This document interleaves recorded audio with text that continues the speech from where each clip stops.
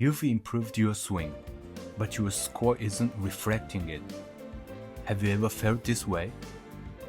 If that sounds familiar, I encourage you to try this mental approach.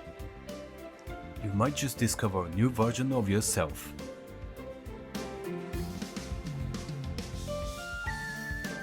Hello everyone, I'm Kenyu from Japan. Thank you as always for your comments. Today's video is aimed at those of you who are currently scoring in the 90-120 range. This distinction is crucial because the content of the video changes depending on this premise. I hope you'll keep this in mind as you watch. So now, let me start by jumping straight into something I'd like you to see. Some words from Master Champion Hideki Matsuyama. Golf is a game where you string together countless misses to create a score. But the joy of golf lies in those rare moments when everything goes right. Because things don't always go smoothly, you imagine the perfect shot. You think about why you failed and dive deep into improving. I can't say something lofty like, golf is just like life. But to me, golf is a sport where you find joy in the failures. At least, I try to embrace that joy and face the game with authenticity. Profound, isn't it? Such wise words. This video is about a mental approach I hope you will try in your next round. You will find mentions of this idea in golf magazines or books about course and self-management. However, I always feel they don't quite get the message across strongly enough. There's something here I want to shout from the rooftops. Without this foundational understanding, learning all the course or self-management techniques in the world will be meaningless. I used to score around 140, a completely untalented golfer. But by changing how I thought about golf and re-evaluating my practice methods, I finally managed to score 89 in my 5th year. Barely, but still. However, after that first 89, I didn't break 90 again for the next 2 years. I was playing about once a month, practicing twice a week in preparation for each round.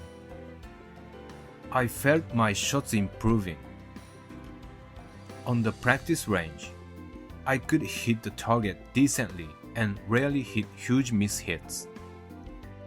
So, every time I thought, this round, I'll finally break into the 80s. And this time, I've got it for sure. I would even get so excited the night before that I couldn't sleep. But when game day came, my score wouldn't reflect that. At best, I'd be in the 90s, hovering around the 100 mark. You might have improved your swing, but you've hit a plateau, huh? That's just how it is. Where are you even trying to go with this? I'd hear comments like that from my friends. Don't worry, we are close enough that it's all in good fun. Still, it stung. Driving home, I would reflect on the round. I thought I was managing the course properly.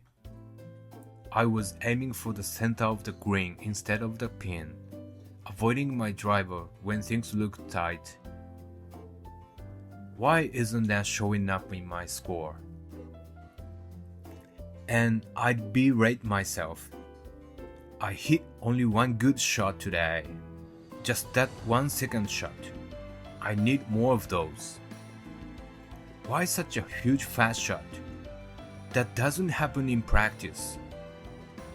What's with the topped shots every time I use my woods? I kept repeating this cycle of self-criticism. But then, something dawned on me. More like, I finally understood something. The very next round after that realization, I shot a 38-44 for an 82, a new personal best. And for the first time ever, I scored in the 30s for 9 holes. It was a company tournament, and I was paired with people I'd never met before. They were saying things like, "Wow, you're really good. Scoring in the 30s is amazing." I'd replied, "Oh, thank you," feeling pretty pleased with myself. On the next round, I stuck to the same mental approach and scored an 85, even with plenty of mistakes. That's when it hit me. I can consistently stay in the 80s. If I refine this approach, I might even break into the 70s. The realization was this: on any given shot, any kind of mistake can happen. This video is specifically for those scoring in the 90-120 range. The mindset for averaging 75 or lower requires a deeper understanding, and I'm not there yet myself. I'll save that for when the time comes. For us amateurs, though, anything can happen on any given shot. A huge fat shot, it can happen. A top shot, it can happen. A shank, yep, that too. Even 3 OBs in a row. It's all possible. The key is to accept this as reality and prepare accordingly.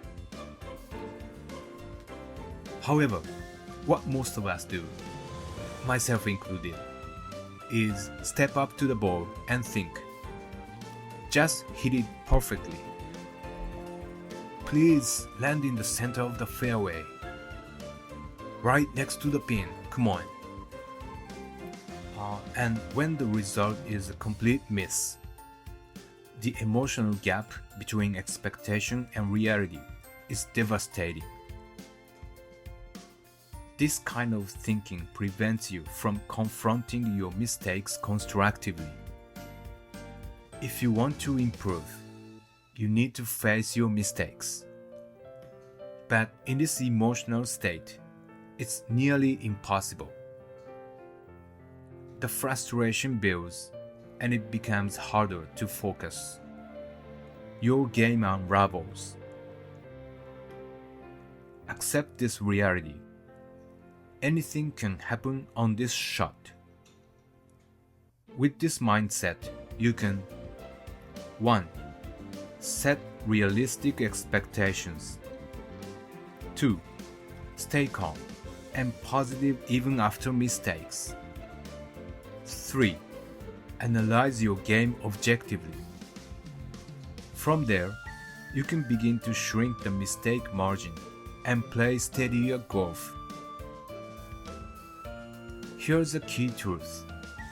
Scores are built on mistakes, not perfect shots. No matter how many great shots you hit, if your mistakes are severe, your score won't improve. Conversely, even with only mistake-filled shots, you can set a personal best if you manage your misses well. In your next round, just remind yourself, anything can happen on this shot. Visualize your target, imagine a shot, and swing with acceptance. You might discover a new version of yourself or a fresh way of thinking. If something changes for you, I'd love to hear about it in the comments.